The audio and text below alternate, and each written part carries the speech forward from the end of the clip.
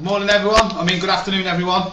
Welcome to DTBTV. I'm just getting prepped for a busy day with regards to the Champions League, which is obviously a great game and a big game against Porto.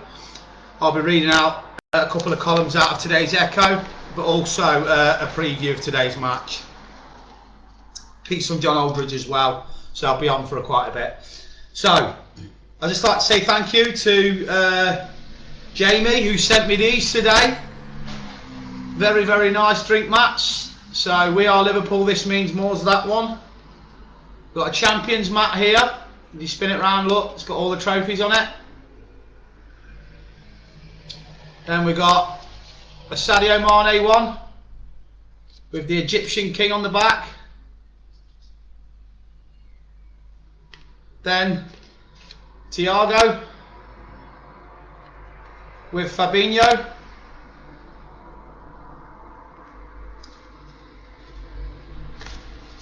Trent 66 along with the Iron Brew sign for Robbo. Love that.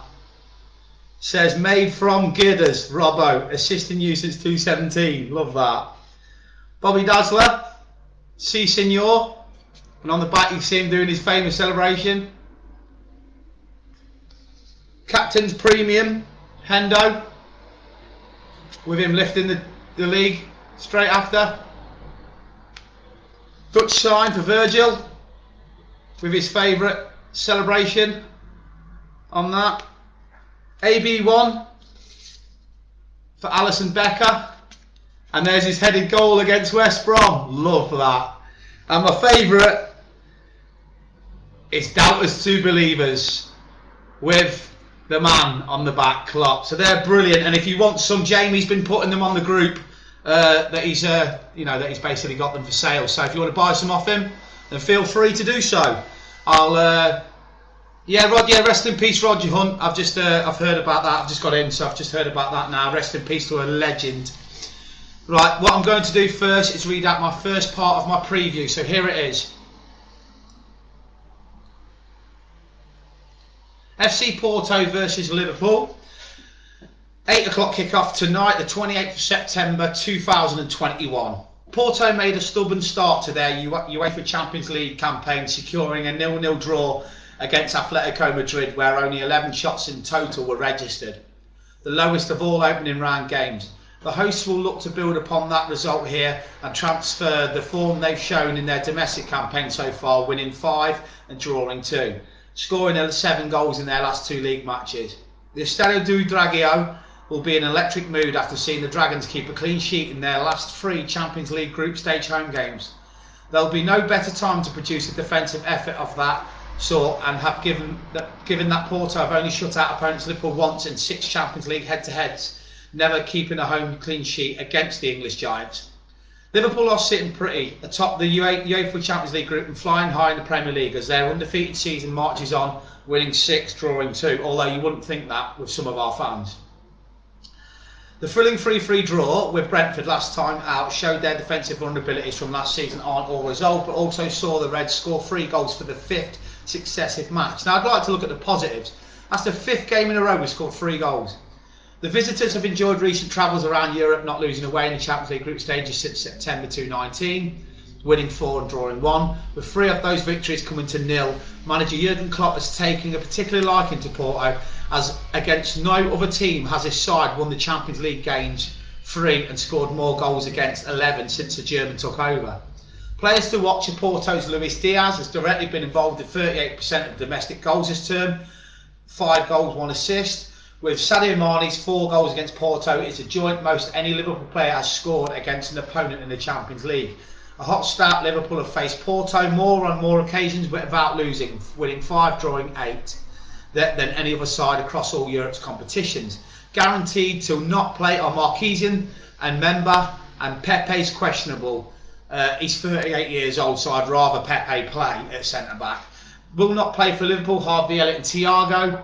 Match information, it's the venue, Estadio de Dragão, and Liverpool are odds-on favourites at 1.85 with the bookies, and 4.20 you can get for Porto, with a 3.60 for the draw. So I'm just going to like all the comments coming through. And then let's get to my next bit. So, the next bit, and then I'll finish with a Q&A, if there's enough people watching.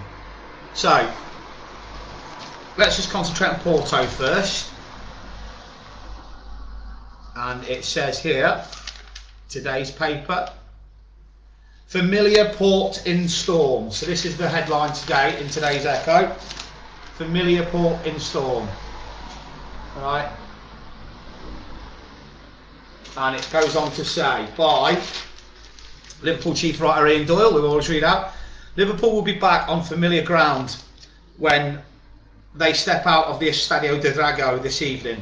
But for Jurgen Klopp and his players, there will be a nagging feeling the latest return has come 4 months late. Defeat to Real Madrid in the quarter-finals last season scuppered the Reds' hopes of making a third Champions League final in 4 years.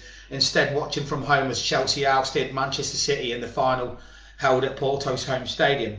The first leg in Spain was not only arguably Liverpool's worst performance of the season, the 7-2 loss at Aston Villa remains a freak aberration, but also the last time they have lost a competitive match, a run of 17 unbeaten. That sequence was given its first real threat on Saturday when the Reds went involved in a rollercoaster 3-3 draw at promoted Brentford, a reminder of the standards they must reach if they are to seriously challenge City and Chelsea, both home and abroad.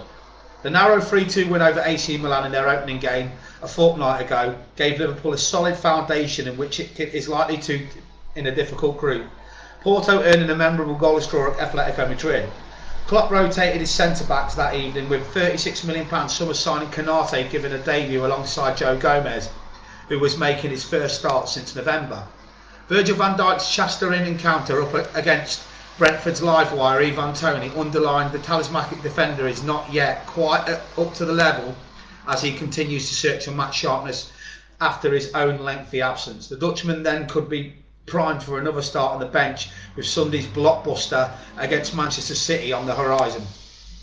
Change could also be in the offing in midfield with Naby Keita, a scorer against Porto at Anfield, back available, and James Milner offering a more experienced option. Undoubtedly, Porto have been good to Liverpool in the past. The Reds have never lost to the Portuguese side and netted 9 goals in 2 visits under Klopp on each occasion to the route to the Champions League final. However, Porto, who tonight become only the 6th team to play 200 games in the Champions League, eliminated Juventus in the round of 16 last season, and under Sergio Conceição are unbeaten in the last 35 league games but stand 4 points behind early leaders Benfica. Klopp then is taking little from Liverpool's most recent visits. Porto always changed a little bit, but it's still the same manager, and it's not an advantage at all that we've won the last 2 games there, says the Reds boss. Absolutely not. You only have to put yourself in the position of the opponent, and the first thing you would want to do is make sure a similar thing doesn't happen again. We don't think about that last 2 games we played there, we think about this one. We have to prepare for that. They are a top side, no doubt about that. They qualify year in, year out for the Champions League, and they are always first or second in their league. That is a top team, and that is what we are prepared for, not the team we beat in the past. With this 6th of the 7 games during a hectic 22-day period, Liverpool have had previous little time to properly prepare as they look for the victory that would see them take a sizable step towards the knockout stages. Usually they play 4-4-2, but they can switch to 4-5-1 in moments, says Klopp, speaking on Monday afternoon. They have different options and we have to be ready for that, but we don't have a lot of time. So that's that bit just there about tonight's game against Porto. So really looking forward to the game. And I'm just going to go on now to the piece by John Aldridge, which I like to read out. This is John Aldridge's piece that I know people have been inboxing me saying they really enjoyed me reading out. So let me just have a quick drink. Champions League Pepsi, eh? They should sponsor me, shouldn't they, Pepsi Max, for the channel? Right, here we are. The Reds must find an answer to stop being exploited. There's no getting away from it. Saturday's draw against Brentford was a real missed opportunity for Liverpool.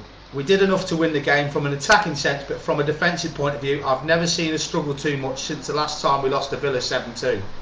There are elements of Brentford's performance that could be considered route one, but they do play a nice brand of football, and Thomas Frank's side did their homework well. They were hitting crosses into the far post to where our fullbacks were, because we play offensively and they sometimes struggle to get back and deal with them situation. Whatever faults we have as a team, they managed to expose it, and we didn't deal with it well at all. Some people argued that Klopp should have brought James Milner on in defence to see out the game when we were winning 3-2, and I would have gone that way. I would have introduced him to secure the result and get a bit of bite back defensively. Klopp opted to bring on Firmino instead, and again people said that was wrong. But if Mane or Salah had scored after Firmino came on, people would have called it a stroke of genius. They were two really bad misses. One from Mane and one from Salah, and then we got the sucker punch late on. We saw with Brentford's second and third goals that they seem to target Trent, and teams have been doing it for some time because of the way we play. But if you take away Trent's ability to get forward and be a major threat in the final third, we wouldn't be the team that we are. And it's important to remember that. It's about getting a balance. The worry is that teams will have watched Brentford's performance against Liverpool and noticed what they did so well. If I was the manager of a team against Liverpool, I would try and do the same thing that Brentford did and pile men forward at the back. The only bonus is that if teams choose to play like that, it may also leave them exposed should they throw people forward. Final score would have been a different story if we'd have took our chances, but you've got to give credit to Brentford for doing that homework. You can't take away Trent's attacking qualities away from him, as he is brilliant at what he does. All fullbacks have a responsibility to defend. You look at Robertson too. There were a couple of crosses that he has to stop coming in. You've got to put your life on the line to prevent crosses, and we didn't do that. If you let teams do that, any cross has the potential to cause you a problem when in the right place, which is true basically what Aldridge says there. But that's just the way it is in football, isn't it? You know, it's a lesser of two evils, isn't it? If we become better defensively, then we'll lose what we've got going forward. So my team is up there that I've picked for today, and that's Alisson Becker in goal. I know that Trent's out now, so I'm going to swap that for Milner at right back. So Alisson in goal, James Milner right back. I'm going to go for Konate and Van Dijk centre back, even though I think Van Dijk will probably be rested now for Man City. Tsimikas at left back, Henderson, Fabinho and Curtis Jones in midfield, with Taki Minamino, Salah and Firmino as my front three. So that's my starting 11 for later. So I'll be back later for a Q&A when everyone's back from work. Team news, and Craig Farragher, before you go actually, Craig Farragher is going to be joining me as well for the usual 20 minutes before half time and 20 minutes after videos that we do. The scratch guard still has 1, 2, 3, 4, 5, 6, 7, 8, 9, 10, 11, 12, 13, 14, 15, 16, 17, 18, 19, 20 teams left, £2 to go. So if you want to win £20 later and a free Liverpool scarf, you need to get in it. £2 to go, 20 teams left. You'll never walk alone.